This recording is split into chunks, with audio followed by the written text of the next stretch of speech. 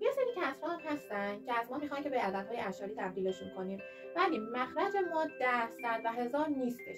اینجا ما باید سعی کنیم که مخرجمون رو به 10 100 و 1000 برسونیم. مثلا تو این کسر ببینید 2 پنجم رو به ما داده، میگه که تبدیلش کن به عدد اعشاری. من باید ببینم که آیا 5 رو میتونم به مخرج 10 100 و 1000 برسونم.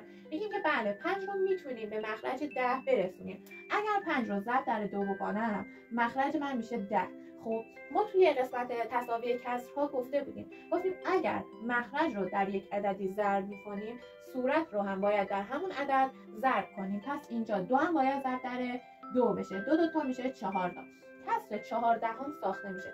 میتونم 14 رو به صورت اعشاری بنویسم؟ بله. صورت رو مینویسم، به تعداد صفرهایی که توی مخرج دارم از سمت راست اعشار میزنم. توی 10 یه صفر داریم. خب از سمت راست میشماریم، یک رقم میایم اینور و اعشارمون رو میذاریم. 14 ساخته شد. توی 3/4 دقت کنید، 4 رو ما نمیتونیم به 10 برسونیم، یعنی هیچ ضربی نیست که بخوایم 4 رو در یک عددی ضرب کنیم و مخرج ما بشه 10.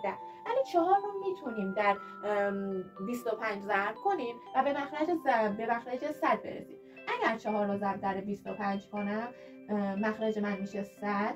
صورت رو هم باید در 25 ضرب کنم که میشه 75.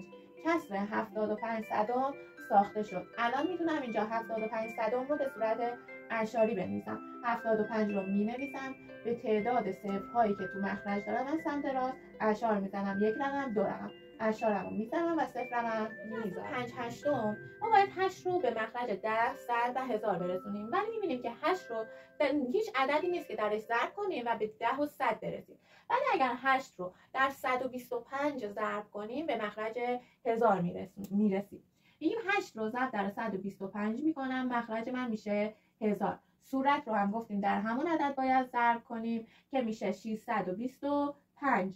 الان میتونم 625,000 رو به صورت اعشاری بنویسم. گفتم هر عددی توی صورت داریم رو مینویسیم، بعد میایم به تعداد صفرها از سمت راست اعشار میزنیم. خب توی مخرج ما 3 تا صفر داریم، 3 تا رو از سمت راست میشماریم، 1 2 3 اعشارمون رو میزنیم و 625,000 ساخته میشه.